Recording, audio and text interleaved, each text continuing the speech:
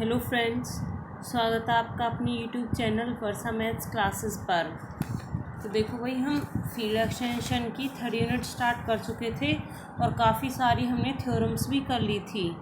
अभी एक और इम्पोर्टेंट थ्योरम देख लेते हैं, that is let F be a field M is a positive integer which is not divisible by the characteristic of F if characteristic of F is non zero. क्या given है? बस अभी तक यही है कि एफ एक फील्ड दी हुई है आपको, एम कोई पॉजिटिव इंटीजर है जो कि फील्ड की कैरेक्टरिस्टिक से डिवाइड नहीं होगा अगर कैरेक्टरिस्टिक फील्ड की नॉन ज़ीरो होगी। तो क्या है? एफ कोई फील्ड दी हुई है और कैरेक्टरिस्टिक ऑफ एफ से हमारे पास जो ये एम पॉजिटिव इंटीजर दिया हुआ है ये डिविजिबल नहीं होगा if characteristic of F is non zero. Let K M is a splitting field for K M एक स्प्लिटिंग फील्ड दी हुई है over F. Then the Galois group G of K M over F is isomorphic to the subgroup of R M. क्या show करना है आपको कि जो गैलोइस ग्रुप होगा G of K M over F वो आइसोमॉर्फिक होगा R M के किसी सब ग्रुप के। बस यही है कि एफ आपको कोई फील्ड दी हुई है, एम कोई पॉजिटिव इंटीजर है which is not divisible by the characteristic of F if characteristic of F is non zero and let K M is the splitting field for K M over F. तो आपको show क्या करना है कि G of K M over F is isomorphic to a subgroup of R M. Proof देख लेते हैं। To show ji of, हमें यही तो शो करना है, G of K M over F, G of K M over F is isomorphic to a subgroup of R M. देखो, हम आर एम के ही आइसोमॉर्फिक दिखा देंगे। अगर आर एम के आइसोमॉर्फिक होगा ये गैलोइस ग्रुप तो ऑब्वियस सी बात है उसके किसी सब ग्रुप के इक्वल भी आइसोमॉर्फिक होगा। तो बस हम उसे आर एम इटसेल्फ के ही आइसोमॉर्फिक दिखा देंगे गैलोइस ग्रुप को, और फिर असम्पशन से मान लेंगे कि अगर आर एम के ही आइसोमॉर्फिक है तो उसके सब ग्रुप के तो ऑब्वियसली होगा ही होगा। ठीक है, तो उसके लिए देख लेते हैं, कुछ टर्म्स हमें खुद से डिफाइन करनी होंगी, उन्हें लर्न कर लेना भैया, ऑब्वियस देखनी पड़ेंगी। Let alpha be a primitive mth root of unity in K M. Alpha आपको एक प्रीमिटिव एमथ रूट लेट करना है यूनिटी का in K M. If tau belongs to G of K M over F, Galois group है हमारे पास, इसका एक एलिमेंट ले लिया tau, then tau alpha is also primitive mth root of unity. Alpha primitive mth root है K M का और टाउ भी हमारा G of K M over F में बिलोंग कर रहा है, तो ऑब्वियसली टाउ अल्फ़ा भी हमारे पास प्रीमिटिव एमथ रूट होगा यूनिटी का। Hence there exist an integer N tau. तो अब हमें एक इंटीजर मिल गया एन टाउ आर एम का, और हमें यहाँ का एक एलिमेंट मिल गया है एन टाउ सच दैट, कैसे मैपिंग डिफाइन की हुई है, tau alpha is equals to alpha raise to power this element N tau. ठीक है, ये कि बस अभी तक यही है, अल्फ़ा कोई प्रिमिटिव एमथ रूट लेना है यूनिटी का।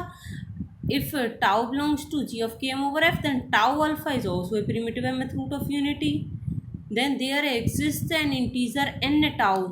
फिर एक इंटीजर n tau मिल गया आर एम से such that tau of alpha की, अब ये डिफाइन कर दिया, tau alpha primitive mth root तो है, वो रूट किस टाइप का होगा, इस टाइप का होगा, alpha raise power n tau, where G C T of n tau comma m is 1। अब आइसोमॉर्फिक के लिए हम एक मैपिंग डिफाइन कर लेंगे यहाँ से और यहाँ, उसको नेम दे दिया phi, that is phi is defined from G of K M over F to R M such that phi tau, इसका एलिमेंट टाउ था ना, तो इसका एक एलिमेंट ले लिया G of K M over F का, यहाँ पे टाउ इज इक्वल्स टू में आर एम का एलिमेंट हो गया एन टाउ। ठीक है, तो मैपिंग डिफाइन कर ली फाई। हमें इसी टाइप की डिफाइन करनी है मैपिंग कि ये दोनों एक दूसरे का आइसोमॉर्फिक हो जाएं, ये दिखाना है। तो यहाँ से यहाँ मैपिंग ले जाते हैं और यहाँ से यहाँ ले जाने के बाद अगर हमारी मैपिंग होमोमॉर्फिज्म और 1-1 होती है तो इसका मतलब ये मैपिंग जो होगी ये हमारे पास आइसोमॉर्फिज्म होगी, आइसोमॉर्फिक होगी, और फिर ये वाली प्रॉपर्टी हमारी शो हो जाएगी। तो मैपिंग हमने डिफाइन कर ली है phi such that G of K M over F to R M such that phi of tau इसका एलिमेंट लिया इक्वल्स टू इसका एलिमेंट लिया एन टाउ। तो दो कंडीशंस दिखानी है हमें, एक तो होगी फाई इज़ होमोमॉर्फिज्म और दूसरी होगी फाई इज़ 1 1। अगर ये दोनों कंडीशंस हमारे पास प्रूव हो जाती हैं तो इसका मतलब ये होगा कि हमारे पास जो ये मैपिंग डिफाइन की है ये आइसोमॉर्फिज्म होगी। ठीक है, तो सबसे पहले होमोमॉर्फिज्म दिखाएंगे। होमोमॉर्फिज्म दिखाने के लिए हमें दो कंडीशंस शो करनी होती हैं। ग्रुप थ्योरी में आपने बीएससी में की हुई हैं, तो होमोमॉर्फिज्म के लिए कौन कौन सी दो कंडीशंस होती थी देखो। अगर आपके पास कोई मैपिंग डिफाइन है ऐसे phi such that G to G dash, तो आपको अगर ये होमोमॉर्फिज्म दिखानी होती थी तो एक डोमेन, दो एलिमेंट लेते थे डोमेन के, जैसे A B belongs to G, तो आप दिखा देते थे कि phi of A plus B equals to phi A plus phi B and phi of A B equals to phi A into phi B. अगर आप ये दो कंडीशन से शो कर पाते हो तो इसका मतलब जो मैपिंग डिफाइन की है वो होमोमॉर्फिज्म होती है। ठीक है, तो होमोमॉर्फिज्म शो कर देते हैं इसे। लेट दो एलिमेंट ले लेते हैं मैपिंग के, तो मैपिंग के गैलोइस ग्रुप के कुछ इसी टाइप के एलिमेंट लेने होंगे, टाउ टाइप के, तो वो दो एलिमेंट्स ले लिए हैं rho and sigma. Such that इस मैपिंग के अकॉर्डिंग अगर हम देखें तो क्या होगा, phi of rho into sigma equals to N of rho sigma, बस टाउ की जगह पे रो सिग्मा रख दिया है, तो phi of rho sigma equals to N of rho sigma. Since alpha, अब देखो हमें सेपरेट सेपरेट मिल जाए तो हम लिख पाएंगे ना, phi of rho into phi of sigma, तो प्रूफ हो जाएगी एक प्रॉपर्टी। तो उसी के लिए आप कुछ प्रोसीजर फॉलो करेंगे, उसे ध्यान से देखिए। Since alpha raise to power n rho sigma, ये वाली उठाइए अभी, alpha raise to power n tau के प्लेस पे rho into sigma is equals to में क्या मिलेगा आपको, ये वाली टाउ के प्लेस पे रो सिग्मा अल्फ़ा, रो ये एक साथ लिख लिया सिग्मा इंटू अल्फ़ा। अब सिग्मा अल्फ़ा के प्लेस पे क्या लिख सकते हो, अब देखो ये टाउ के प्लेस पे आप सिग्मा मानो तो क्या लिख दोगे, अल्फ़ा की पावर एन सिग्मा, तो यहाँ ये लिखा है अल्फ़ा की पावर एन सिग्मा, कुछ नहीं बस ये सिग्मा अल्फ़ा की वैल्यू रख दी है इस कंडीशन को यूज़ करके स्टार से इसको, कि सिग्मा अल्फ़ा की वैल्यू हो जाएगी अल्फ़ा की power N sigma is equals to, अब ये फिर अब ये मान लिया अल्फ़ा, मतलब इस वाली के लिए अल्फ़ा तो है अल्फ़ा की पावर एन सिग्मा और टाउ है रो, तो कैसी मैपिंग होगी, अल्फ़ा की वैल्यू यानी कि ये वाली अल्फ़ा एन सिग्मा की पावर एन रो, ठीक है, ये रही एन रो। तो यहाँ से हमारे पास इन्हें अब हम सेपरेट सेपरेट लिख सकते हैं, एक बार इसके साथ एक बार इसके साथ, तो सेपरेट सेपरेट होते ही अल्फ़ा की power N sigma into alpha into में N sigma, sorry N rho, यहाँ पे ये था ही, ठीक है।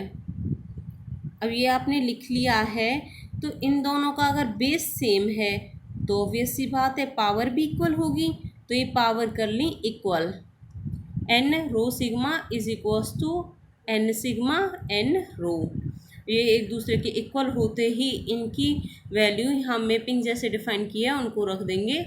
एन टाउ की वैल्यू थी फाई टाउ, तो एन सिग्मा रो की वैल्यू हो जाएगी फाई सिग्मा रो, इसकी वैल्यू हो जाएगी फाई सिग्मा, इसकी हो जाएगी फाई रो। तो ये हो गई एक कंडीशन, ये वाली phi A B equals to phi A into phi B वाली कंडीशन तो हो गई, phi sigma rho equals to phi sigma into phi rho. दूसरी देख लेते हैं, phi of rho plus alpha is equals to, sorry ये अल्फ़ा नहीं ये सिग्मा है, ये दो ही तो एलिमेंट लिए थे ना रो और सिग्मा, तो एक तो हमने शो कर दिया था रो सिग्मा इंटू वाला, अब एडिशन वाला शो करना है, phi of rho plus sigma is equals to N, mapping से ही देख लेते हैं, टाउ की जगह पे अब की बार क्या है रो प्लस सिग्मा, तो एन रो प्लस सिग्मा, इन्हें सेपरेट कर लेंगे, N rho plus N sigma is equals to phi rho plus phi sigma. तो ये दोनों कंडीशंस हमारी शो हो गई हैं होमोमॉर्फिज्म की, इसका मतलब जो मैपिंग हमने डिफाइन की है वो होमोमॉर्फिज्म तो है। अभी हमें एक कंडीशन शो करनी है कि अगर ये मैपिंग जो हमने डिफाइन की है ये हमारी 1 1 भी हो जाए तो मतलब कि हमारी मैपिंग आइसोमॉर्फिक होगी, ये दोनों एक दूसरे के आइसोमॉर्फिक हो जाएंगे। तो उसके लिए 1 1 की कंडीशन शो कर देते हैं। देखो 1 1 को ना आप 2-3 तरीके से शो कर सकते हैं। एक तो होती है मेनली, तो मतलब हमने अभी तक रीड किया है वो ऐसे ही होता है कि अगर आपके पास जैसे मैपिंग डिफाइन है ये वाली 5G to G डैश, अगर ए और बी आपके पास 2 एलिमेंट हैं, अगर वो दोनों एलिमेंट्स एक दूसरे के इक्वल हैं तो हम दिखा देते थे कि उनकी मैपिंग भी एक दूसरे के इक्वल हो जाएं। तो जो हमारे पास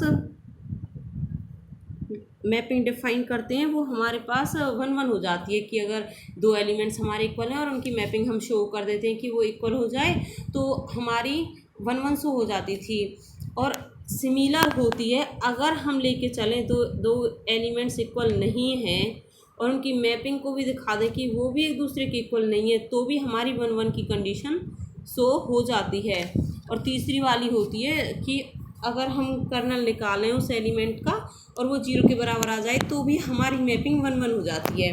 तो यहाँ पे हम यूज़ करेंगे नॉट इक्वल वाली कंडीशन को, that is for it let 2 elements select कर लिए हमने G of KM over F से, हम दोनों एलिमेंट्स को नॉट इक्वल लेके चल रहे हैं और हम दिखा देंगे कि उनकी मैपिंग भी एक दूसरे के इक्वल नहीं आएंगी, तो हमारी जो कंडीशन होगी वो 1 1 को शो कर देगी।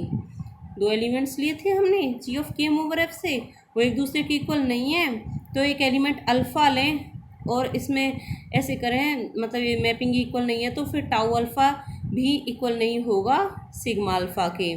और टाउ अल्फ़ा मैपिंग क्या है, यहाँ से स्टार से इससे होगी tau alpha, alpha raise power n tau, ये लिख दी alpha raise power n tau is not equals to, यहाँ पे बस टाउ की जगह सिग्मा है, so alpha raise power N sigma. अब देखो एक दूसरे के बेस तो सेम है तो पावर भी सेम होंगी, लेकिन यहाँ नॉट इक्वल है तो नॉट इक्वल ही साइन रहेगा, so n tau is not equals to n sigma. Hence this implies that phi of mapping आ गई ना, ये जो हमने मैपिंग डिफाइन की थी, phi of tau is equals to n tau, तो यहाँ से एन टाउ की वैल्यू रख दी फाई ऑफ टाउ और एन सिग्मा की वैल्यू रख दी फाई ऑफ सिग्मा। ये दोनों एक दूसरे के इक्वल नहीं है तो मतलब कि ये भी एक दूसरे के इक्वल नहीं होंगे, तो हम यही लेके चले थे कि 2 एलिमेंट्स एक दूसरे के इक्वल नहीं है। हमने दिखा दी कि दोनों मैपिंग्स भी एक दूसरे के इक्वल नहीं है, हैंस जो हमारे पास वो हमने मैपिंग डिफाइन की है वो हमारे पास 1 1 है। तो हमारे पास जो ये मैपिंग हमने डिफाइन की थी ये होमोमॉर्फिज्म भी हो गई, 1 1 भी हो गई। इसका मतलब G of KM over F will be isomorphic to RM, hence G of KM over F is isomorphic to RM, hence proved. तो ठीक है, ऐसे ही करनी है, बस इसमें 2 कंडीशन थी, मतलब जो हमें चाहिए था हमें बस ये प्रूव करना था G of KM over F is isomorphic to RM। उसके लिए बस हमने एक मैपिंग डिफाइन की थी, ये वाली 5G यहाँ से लेके बस यहाँ तक उसके एलिमेंट्स ऐसे शो कर दिए थे और कुछ नहीं। ये जो था ना टाउ अल्फ़ा, इसको भी यहाँ पे डिफाइन कर लिया था और फिर होमोमॉर्फिज्म और 1 1 की कंडीशंस को शो करके ही पूरी की पूरी जो हमारी थ्योरम है वो शो हो गई। Thank you so much.